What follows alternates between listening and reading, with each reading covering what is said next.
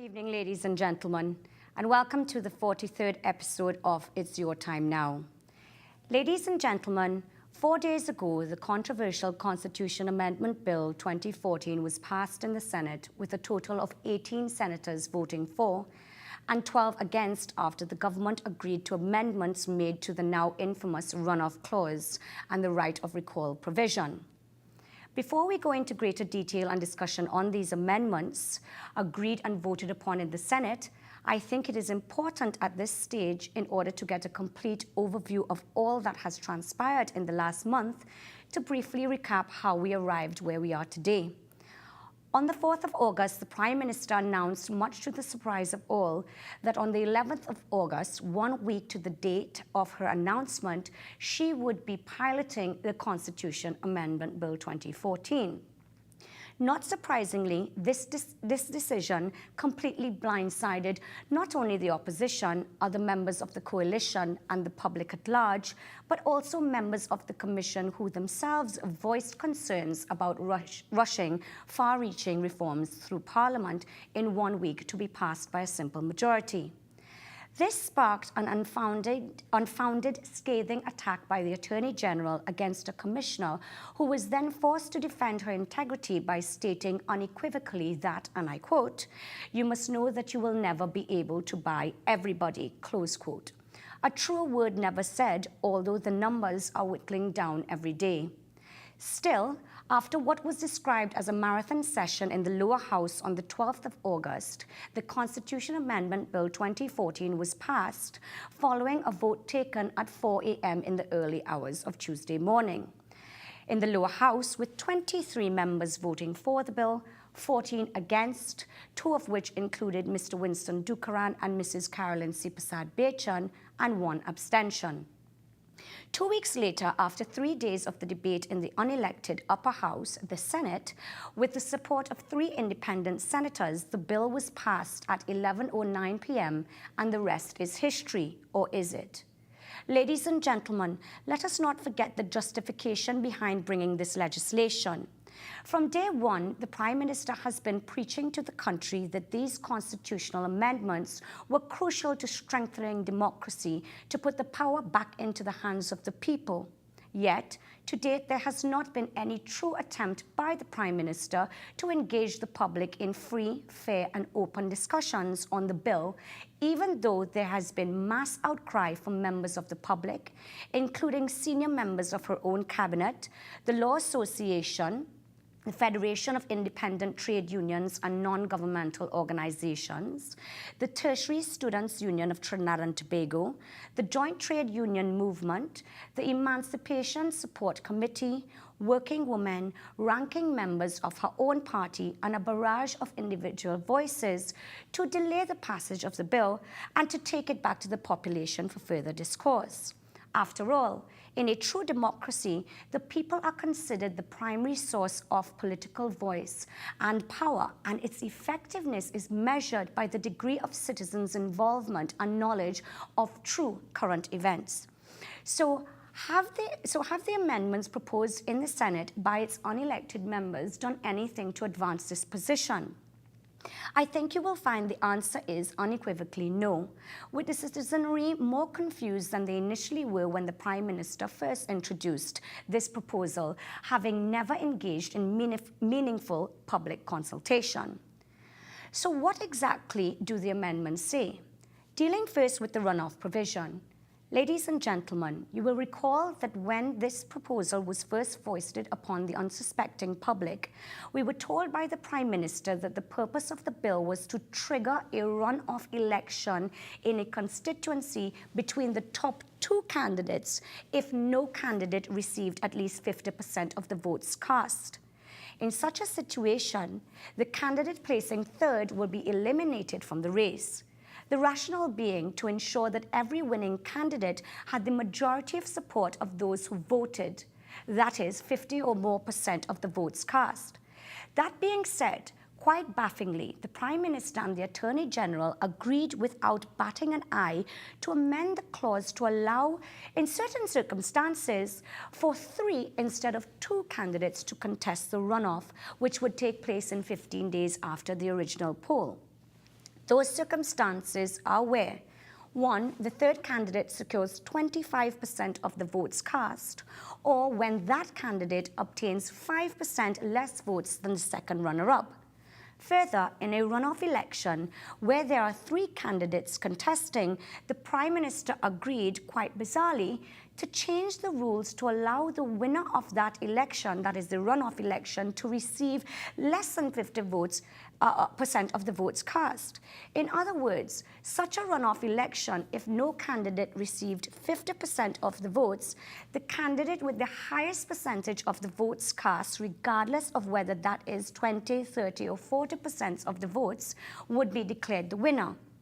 Ladies and gentlemen, I have to say to you that this amendment made absolutely no sense to me, and I stand corrected. But as in such a situation, the runoff election result could result in the electing of a minority MP.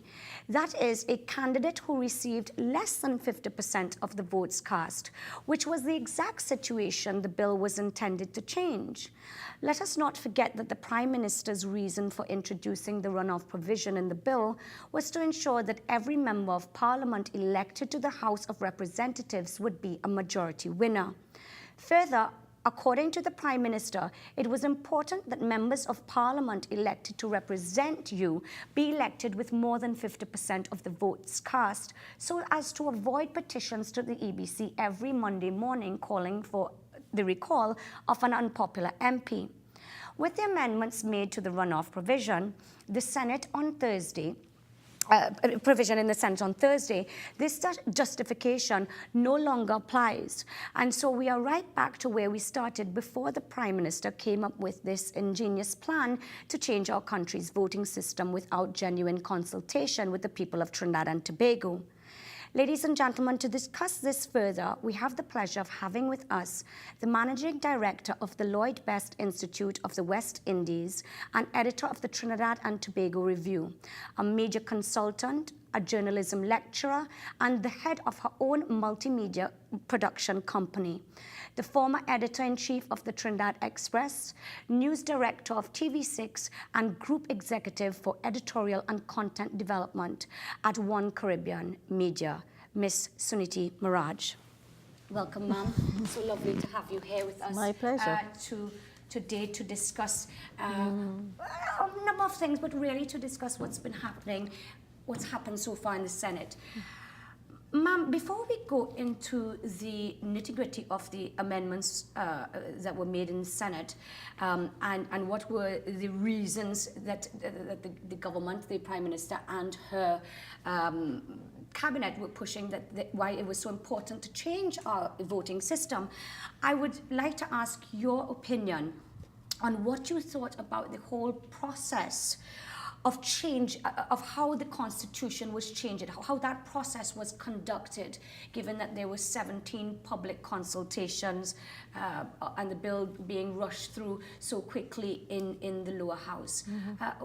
What was your thought on that? Yeah, I think that from the very beginning, the appointment of the commission, the country should have set its face against this commission. I think people just said, oh, we will not take it on because this is going to go nowhere.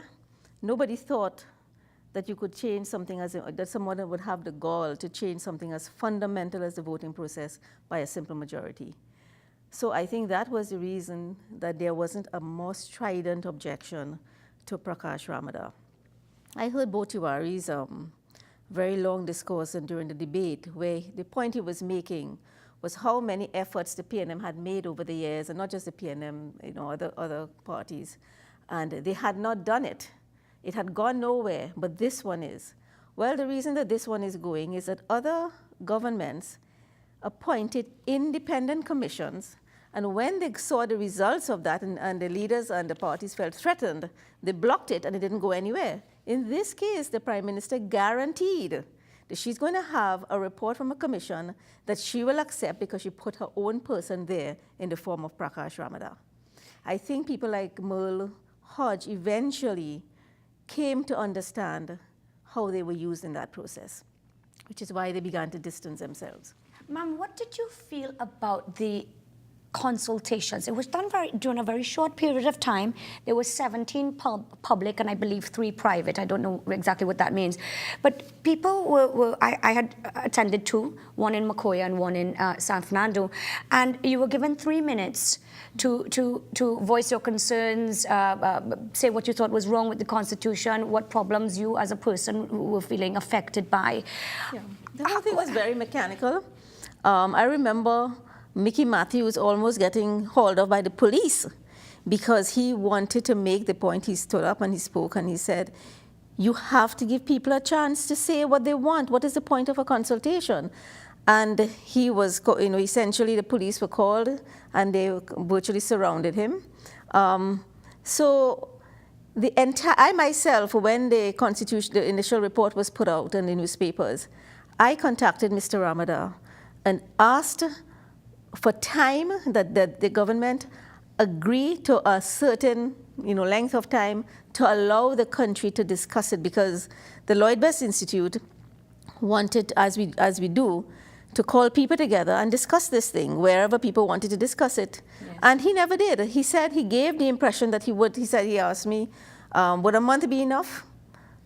And then he said, we've already done this, we're just going to have 4, and that's it. And in fact, he did not extend the time. It was just the plug was pulled, and all of that went through. And then, of course, there's the story of the addendum, which had never had any consultation, and which is really a creation of the government, purely the government. Absolutely.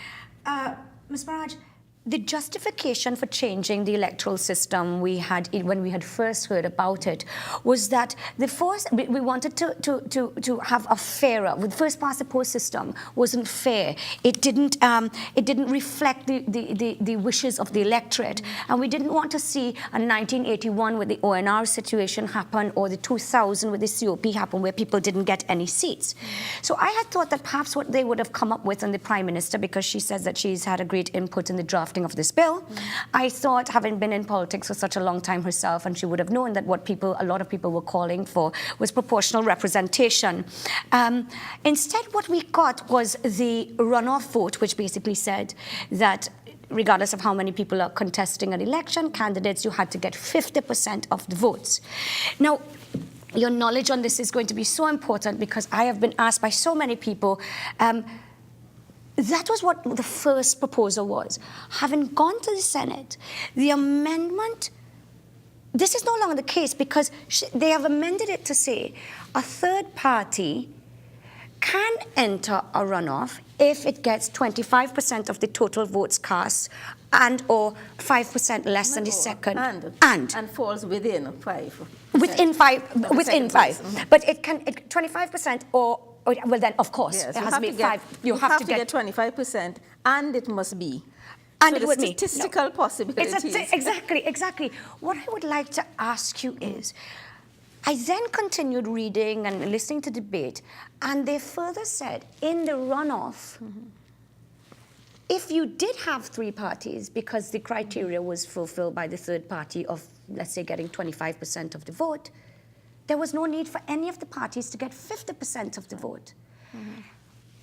But what I would like you to explain to me and the viewing public is, the whole purpose of the runoff, in the first place, is if someone doesn't get 50%. So is this, in effect, could we just have a situation where it's a simple retaking of the poll? If you could, yes, it is a poll. It is a first past the post minus the third party. That is what it is. I am so sorry to have to say that the Prime Minister was involved in a sham. I don't think anybody wants their Prime Minister to be that careless with the facts. And you cannot have campaigned for the past month or so on the basis of majority, and then you just immediately switch and you come. But it makes sense if you're skeptical. A story turned up this weekend on Facebook that was a report on the comments of Danisha Mahabir to The Guardian on November 5th, 2007, which was immediately after the defeat of the COP in that, I think it was a November 5th election or so, or 3rd, I'm not sure, in which Dr. Mahabir is quoted as saying that third parties are only spoilers and that they are nuisance and that Dukaran should pack up and go. Now, if that is his position, well, he has certainly ensured that they will just be considered nuisances. Absolutely. And Dr. Mahabir has to explain that position that he held in 2007 and his entire argument about creating space for third parties and then putting a limit in place that effectively would exclude them. Unless, of course, you have an extraordinary outcome. And I never rule that out in Trinidad. You could have an extraordinary outcome. Because he made the point that in France, which is, of course, a totally different example, yes. Situation, but in France, the cutoff point is that you must get about 12.5, you must get 12.5%. And then he immediately pegged his at 20. That's right. So I think that Dr. Mahabir, whether he knows it or not, he managed to give the government the chance to say, okay, we are not eliminating third parties, but to eliminate them. But we are eliminating that. Because I was looking at some statistics, ma'am, and I was saying this amendment, they said we're not going to eliminate the third parties, we're not going to discard the votes. And I had a quick look, and I looked at St. Joseph, which I think is possibly the most recent one that we could have a wee look at. 53% of the electorate voted. The PNM got 46.6%. The UNC got 39%. The ILP got 13.9%. So a runoff would have occurred because nobody got 50% of the total votes that were cast.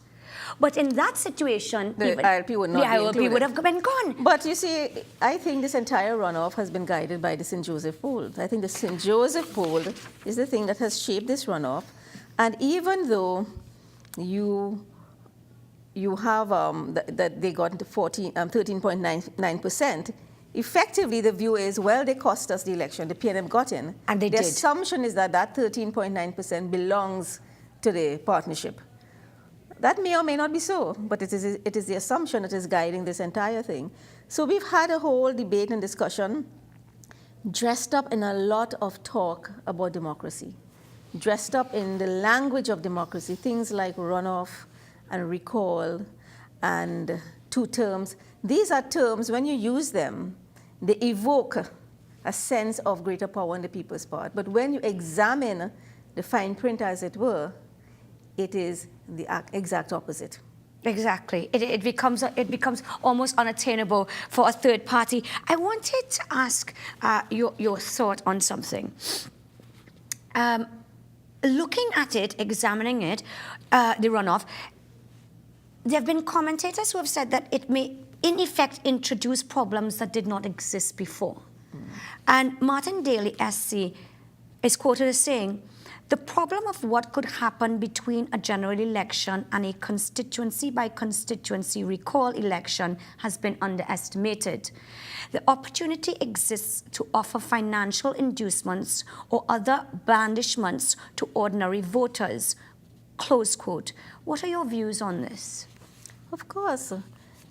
In 15 days, if one were to imagine a runoff in one constituency, it's bad enough. Imagine a runoff in several constituencies, right? So you now know, based on the vote and an understanding of all the polling stations where your vote did not come out or where the other party brought out theirs or whatever it is, and you can now have in 2 weeks targeted campaign on all sides. It is not simply the government, but all the parties who are involved, but the government has a treasury.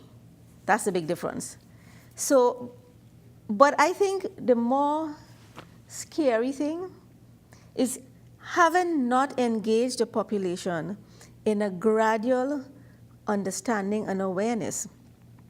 A lot of people are not going to understand if their candidate won in the first round, and you tell them in the second round their candidate loses, they will not accept that. That's a very volatile situation. The potential for a volatile situation is there because people are still wedded to the old system. They have not agreed to this system. What we have is 41 plus 31 people who have agreed. Was that 72 people? They have said yes to this.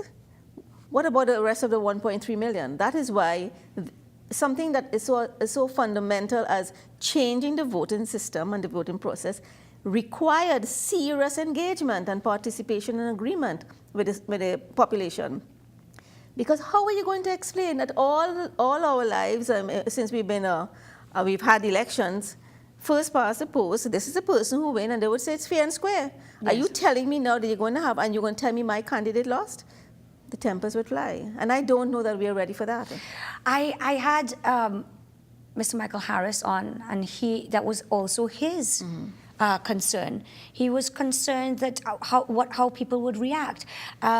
We were looking at the 2007 election results, and I don't know if I'm correct on it, but we could have possibly had 15 runoffs, 15 constituencies holding what is like another general election. Right. Almost in 15. So for 2 weeks, the country would effectively be shut down as everybody's in campaign mode. And we will be pursuing, and there will be such agitation now because people have already voted. And they saw their winner in their minds. They've seen their winner. And you have a campaign, and it's a concoction. It's a cocktail. Ma'am, I want to go back to just briefly the St. Joseph election. A lot of people are of the view, and I am as well, that this runoff system came about somehow because of the result of this. It had shown, had the ILP not been in existence, or a third party not in existence, they would have beat the PNM. The ILP, in effect, split the vote as such. What are your views? They also, let me just backtrack for a second. They were also coming out of losing a number of other elections. They had lost the Chaguanas West election. There were a number of elections. You think perhaps this stems from a fear of what will happen in 2015? And was it well thought of? Because is there a possibility this can work against them? Because we have different commentators saying that. What it does, it reduces the fight to a straight UNC-PNM fight. That is the thing that makes people say that this takes us backward to the old days when it was a straight PNM, DLP, PNM, ULF, PNM, UNC, and so on and so forth. That middle ground, which is growing, what I call the political center, which has been voting out parties and voting in parties constantly since 1986, that is going to be snuffed out or compromised in this process. I don't think the world works like that. I think that people may plan for a world like that, but I think the world is different. I have never believed, for example, that if the ILP wasn't in St. Joseph, that those votes would automatically, people may just have voted another way. Exactly. The ILP gave them, or they might have just stayed away. Or they may have stayed away. Isn't that quicker the likelihood? Because if my party didn't win and I'm being forced, let's say in a runoff that the criteria wasn't fulfilled by my party of 25% of the votes or 5% less than the second runner-off, I'm not someone, and I think there are lots of people in Trinidad and Tobago who would not succumb to the cell phone and the $500 and the jersey and things like that. I would turn that middle vote. What guarantee is that they would go and vote and then vote for the... There's no guarantee. In fact, sometimes people vote for these parties that they don't think will win as a protest vote. As a protest vote, yes. Right? There was no ILP factor in Tobago. Right? The People's Partnership had both seats, and they went into the election and lost, into the THE election and lost. So people vote for all kinds of reasons. It's a lot of algebra, not arithmetic. Yes, that's a great way. That's a great way of putting it. Looking at another possibility, if there is no coalition, because there's a possibility if there's no PP and the UNC went on their own, it's clear that, for example, they may think that they can't win it on their own, as you know, the PNM is a sort of one-man show. Do you think the runoff poll, if the third party does conform to the criteria, do you think they would see themselves as not having a chance and perhaps form some sort of accommodation? Are they hoping that they would form an accommodation with the UNC or pull out altogether, do you think? Well, you know, a year is a long time in politics. In the situations where we had political parties that, you know, just swept the PNM from office, those parties came up within months of the election. You know, the People's Partnership came up in January, and by May it was in office. The NAR came up in February, and by December was in office. So the year, we have a year that will allow a lot of things to happen. And among the things are accommodations, alliances. I am not, even though the PNM loves this thing about fight alone, win alone, lose alone, whatever it is, they have got to come to terms with the reality that that is dinosaur politics. They have Could you explain that to us a bit more? Okay, the PNM is of the view that it is a national party. And because it is a national party, it does not need to have coalitions because it already represents everyone. A coalition is a party that represents an interest that it does not find. The people are in that party because they do not find that interest represented in the other parties. And the PNM would like to believe that it is a national party, but you simply have to look at the PNM to understand that it has been a party of government. It made the transition, it made the transition from Britain, from British colonial government, to what was considered a fit-to-rule party, and it has been the party of government ever since.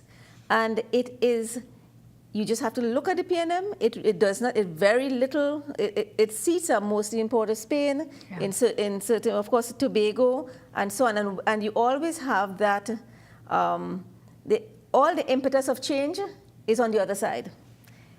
The country, when it wants change, it organizes itself, and it comes on what used to be the opposition side. The PNM is a party of the status quo. And so when these experiments with change fall apart, the country runs back to the status quo. But Yes. it is a default position. And the PNM has to introspect to understand that the country wants change that it is not providing. And part of the change is it wants to be represented. People want to belong to units that take them into the corridors of representation and allows them to participate. They do not want to hand over their vote and then you do not represent them. The PNM, therefore, has to review itself and understand that that one-size-catch-all nature of a party that believes it is everything to everyone is actually not so. And it has to recognize that interests are forming and mobilizing and being created outside of it. And if that is happening and these interests are not coming inside of it, and you don't see them inside of it, then it has to begin to talk.